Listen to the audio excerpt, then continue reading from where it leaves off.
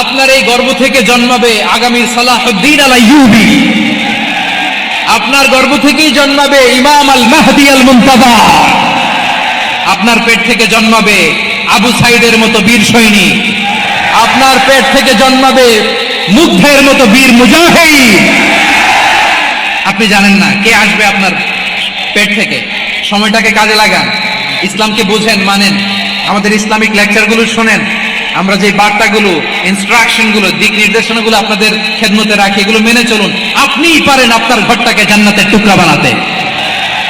একটা family it's a very big institution and you are the MD, the managing director of this institution. চিল্লায় বলেন ঠিক কিনা? চাইলেই পারেন ঘরটারে জান্নাতের টুকরা বানাতে। 5 ওয়াক্ত সালাত, রমাদানের রোজা, নিজের চরিত্রের হেফাজত, ও আতাআত বালাহা, স্বামীর আনুগত্য, এটাতে অনেকে ভুল করে থাকে। হায় রে আমার বোনেরা, স্বামীর আনুগত্যকে এটা নিজের অপমান মনে করবেন না। আপনার স্বামী আপনার সবচেয়ে বড় গার্ডিয়ান, তিনি আপনার সবচেয়ে ভালো চায়। নারী কখনো গার্ডিয়ানশিপের বাইরে থাকতে পারে না।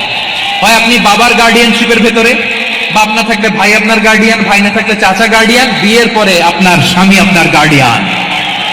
শরিয়া সম্মত স্বামীর আদেশগুলো আপনি মেনে চলবেন, কিন্তু শরিয়া বিরুদ্ধ কোনো আদেশ মানতে আপনি বাধ্য নয়। আওয়াজ করে বলুন সবাই ঠিক কিনা? এই 4টা কাজ যদি কোনো নারী করে, বিষ্ণুই বলেন জান্নাতের 8টা দরজা খোলা, তোমার যেটা দিয়ে মনে চায় সেটা দিয়ে জান্নাতে তুমি এন্ট্রি নিতে পারবা। আমরা এখানে লালমনিরহাটের সোহরাওয়ার্দী ময়দানে আজকে যেমন একত্রিত হতে পারলাম, আল্লাহর জান্নাতেও যেন একত্রিত